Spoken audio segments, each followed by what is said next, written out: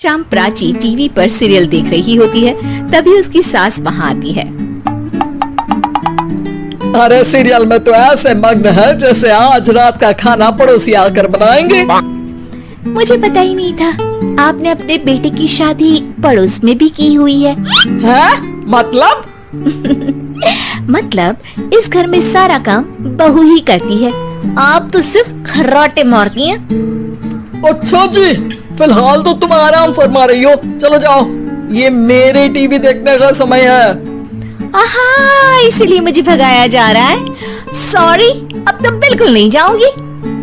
प्राची की इस बात पर दोनों सास बहू के बीच टीवी रिमोट के पीछे बच्चों जैसे छीना झपटी शुरू हो जाती है, जिसके बीच श्लोक भी काम से घर वापस आ जाता है।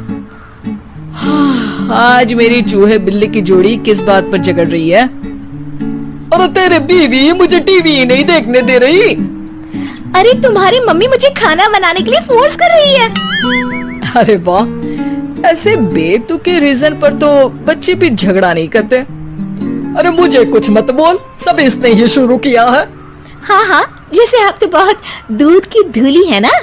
अरे बस, दोनों चुप। प्राची जाओ, खाने की तैयारी करो। और माँ तुम छोड़ो, तुम्हें क्या बोलूं, शांति से अपना सीरियल देखो, मुझे दोबारा लड़ने की आवाज सुनाई नहीं देनी चाहिए।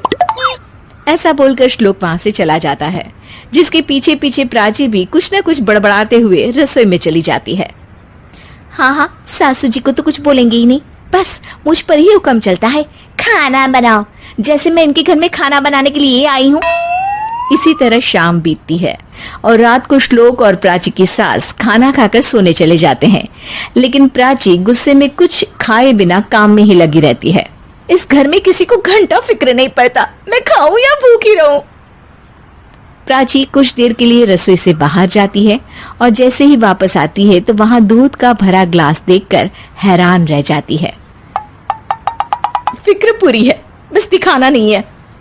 प्राची दूध पीकर सोने चली जाती है और अगली सुबह एक बार फिर सास बहू का कार्टून नेटवर्क स्टार्ट हो जाता है। ये तुमने ही किया है। अरे अजीब जबरदस्ती है, मैं बोल रही हूँ मैंने कुछ नहीं किया। दोनों ने मिलकर पूरे घर को पागल खाना बनाया हुआ है।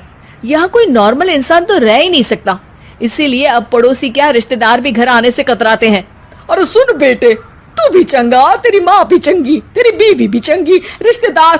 हाँ जी, आपको नहीं पता क्या, गंगाधर ही शक्तिमान है, रिश्तेदार ही। हाँ हाँ, बस समझ गया। कभी जानवरों जैसे लड़ेंगी तो कभी जुगलबंदी करेंगी। भाई मैं आप दोनों के बीच में नहीं फंसना चाहता। सास बहू की इस मनमौजी जोड़ी से परेशान होकर श्लोक अपना सिर खुजलाता वहां से चला जाता है। चलो अब मैं भी कीर्तन में जा रही हूँ। इस पर जैसे ही सास कमरे में अपना पर्स लेने जाती है तो वहां नाश्ते की प्लेट रखी देख मुस्कुराने लगती है और नाश्ता करके घर से बाहर निकलते हुए कुछ पैसे टेबल पर रख जाती है, जिसके कुछ देर बाद सिलेंडर वाला घर आता है। ओ मोरी मैया, मैं सिलेंडर के बारे में तो बिल्कुल भूल ही गई थी। घर खर्च के सारे पैसे भी मम्मी के पास है और श्लोक से बोला तो उल्टा 4 बात सुनाएंगे। प्राची ये सोच ही रही होती है कि अचानक उसका चेहरा चमक उठता है और वो घर में आकर इधर उधर देखने लगती है। तभी उसकी नजर टेबल पर रखे पैसों पर पड़ती है, जिन्हें वो सिलेंडर वाले को दे देती है। ये सब श्लोक देख लेता है। अच्छा बेटे, इतना बड़ा घोटाला, सबके सामने मैं तेरी दुश्मन और पीठ पीछे तेरी मेरी यारी।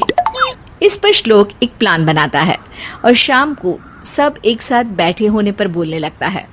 माँ, तुम दोनों की बहुत लड़ाई होती है, इसलिए मैं सोच रहा हूँ कि प्राची को उसके घर छोड़ाऊं, इससे वो भी खुश रहेगी और तुम भी। अचानक श्लोक की ये बात सुनकर सास बहू शौक से उसकी तरफ देखती है। अरे ऐसे कैसे घर छोड़ाओगे, मुझे कहीं नहीं जाना। अरे तुमने बोला नहीं पर मैंने सुन लिया, तुम्हें मम्मी के साथ रहना अच्छा नहीं लगता, मुझे पता है। अरे वो, अरे जब बहू खुद कुछ काम बोले तो वो तुझे सुनता नहीं, और अब जो इसने बोला ही नहीं वो तू समझ गया। जब उसे नहीं जाना तो फिर जबरदस्ती क्यों कर रहा है? अच्छा, फिर आपको मौसी के घर छोड़ाता हूँ, बस अब आप दोनों एक घर में एक छत के नीचे नहीं रह सकती। मैं इस टॉम एंड जेरी की जोड़ी को और नहीं झेल सकता। है?